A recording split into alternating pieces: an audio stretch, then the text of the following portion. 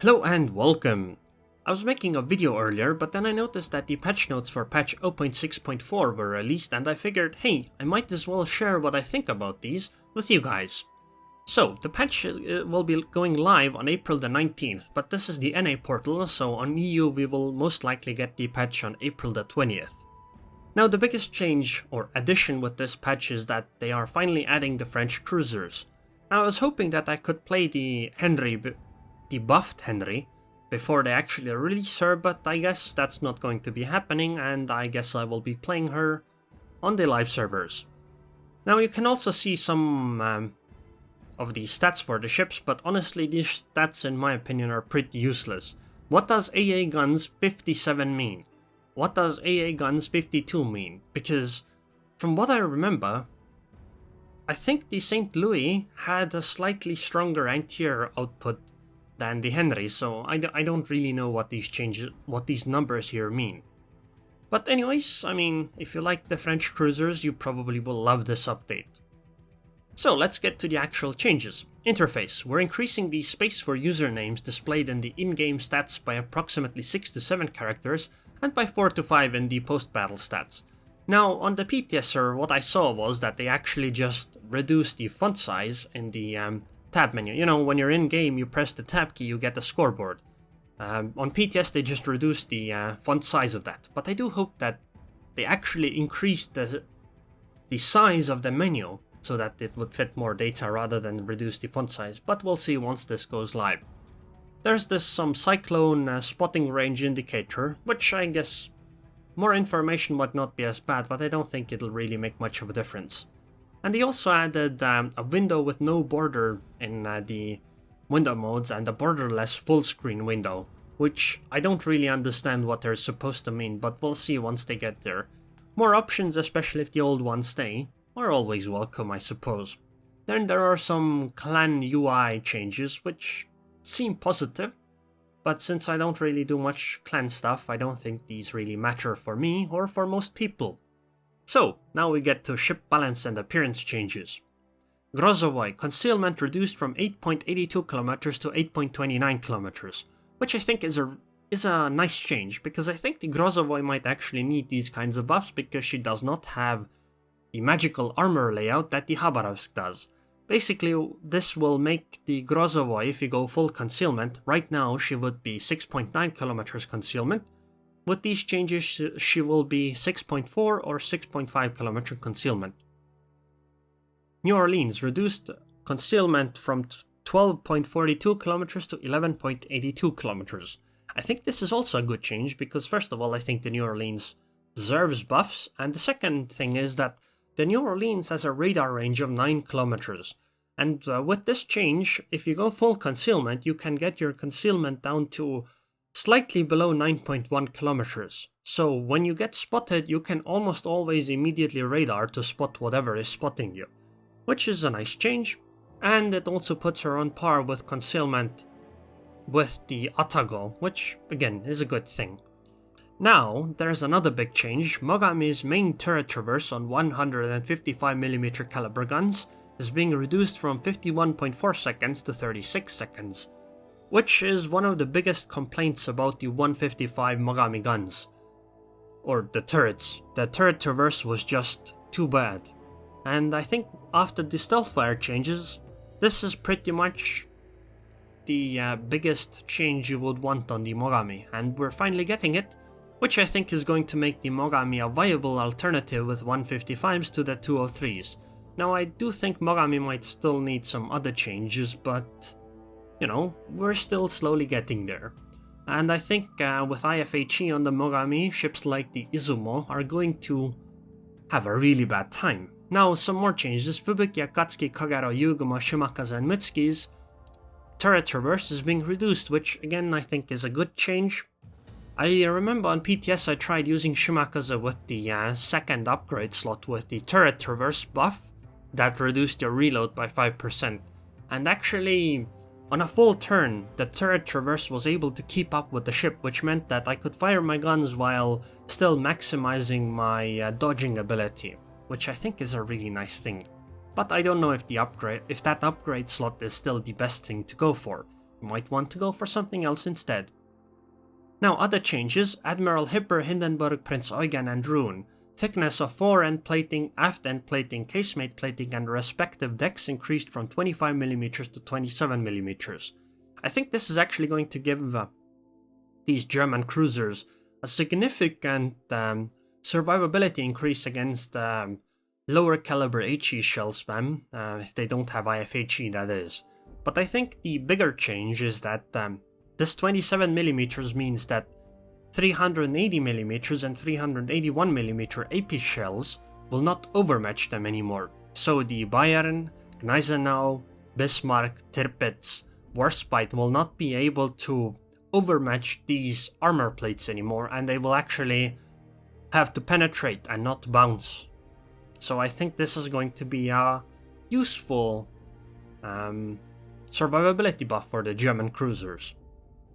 Des Moines, upper deck armor thickness increased from 27mm to 30mm. This change means that she survives slightly better against HE shells, but it's like 180mm. But I think the bigger change is with the AP shells again, because the only AP shells that will be able to overmatch that armor now will be the Yamatos. But it's only the upper deck armor, so I'm not sure how much use you will find for this overall. But I guess buffs are buffs. So, this is another big change. Shimakaze, Yugumo and Zao. The detectability of F3 torpedoes was reduced from 1.9 km to 1.8 km. But I think for the Shimakaze, the second change is much bigger. The detectability range of the 12 km torpedoes has been reduced from 1.9 km to 1.7 km.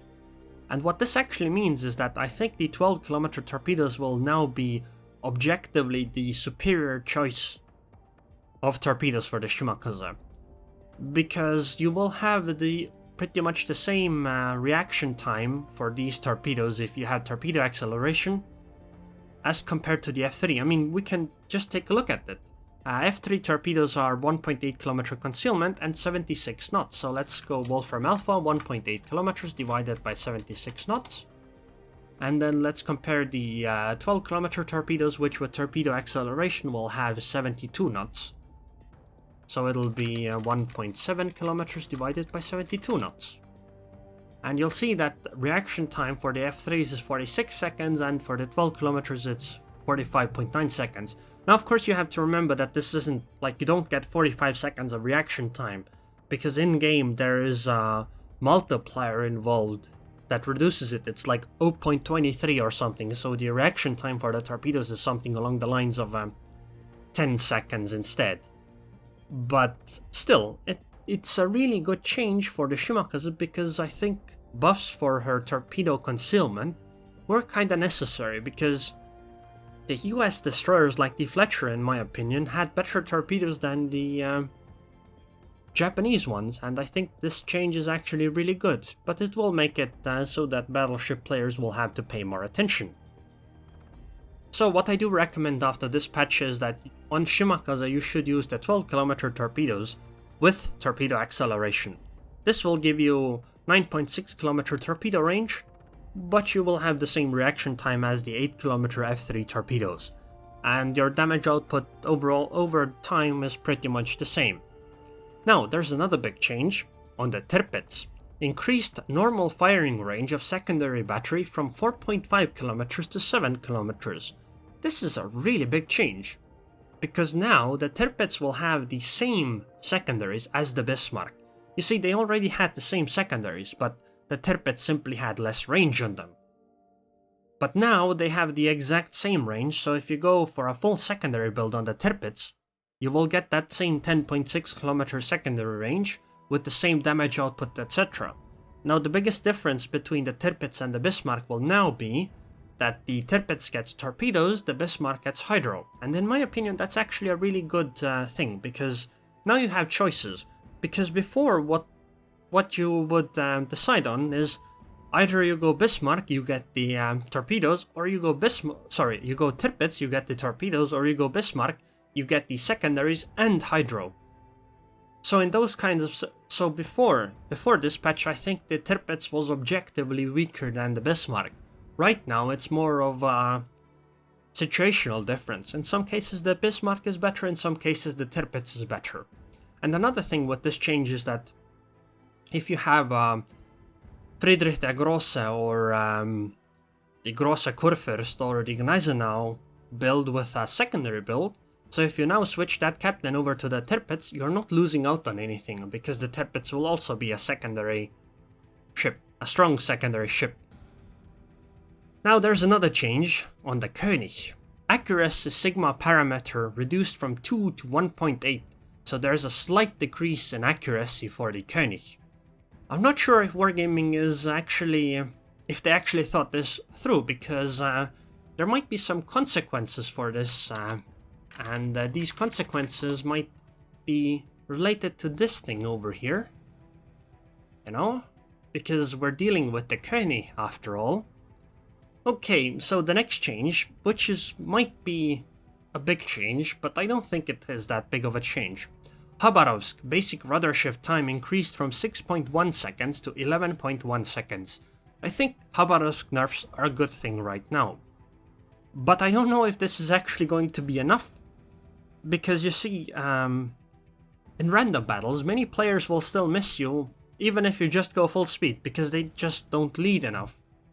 And the other thing is that if you right now play the Khabarovsk with the rudder shift upgrade and then the concealment upgrade, then you will have about the same rudder shift time as you will have in the new patch if you switch over to rudder shift upgrade plus rudder shift upgrade. It'll both be around 5 seconds.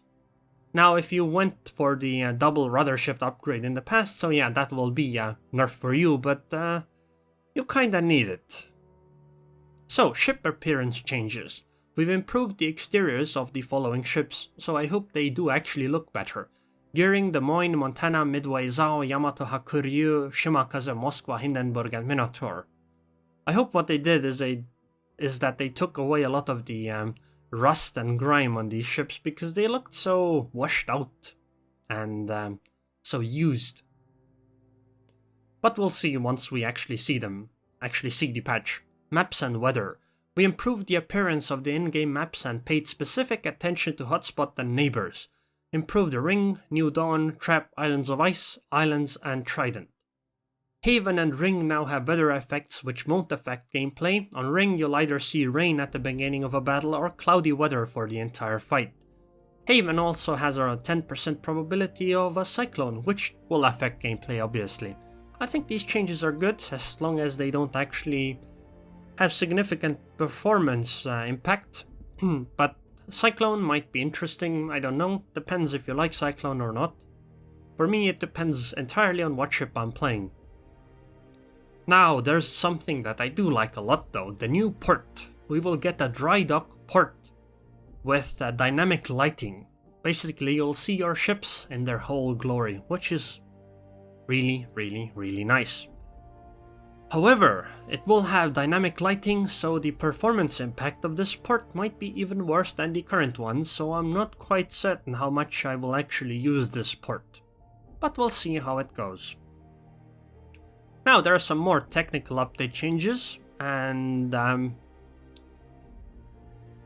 are some just bug fixes, which are really good things. You see, there are some crash fixes, and you can now drag select squadrons for carriers on the tactical map, which I suppose is the M key.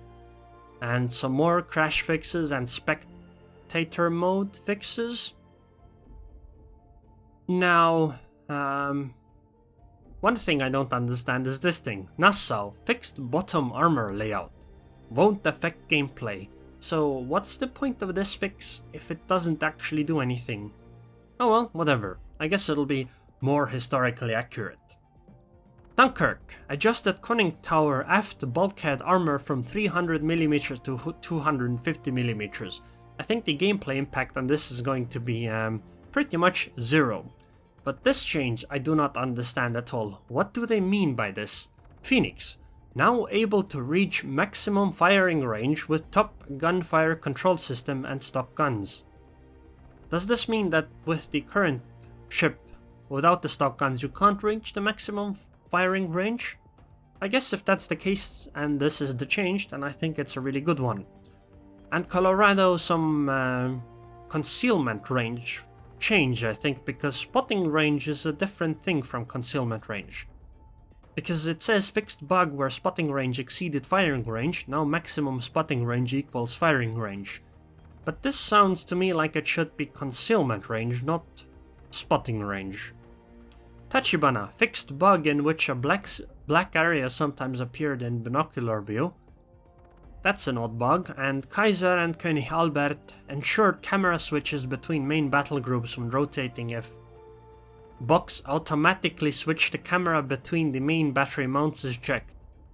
You know, actually, I don't know if I like this change. You see, it might be a bug fix, but I don't think this option actually works because I have this I have this checkbox unchecked, and I've noticed that it still switches the cameras from the back guns to the front guns, and it gets annoying from time to time.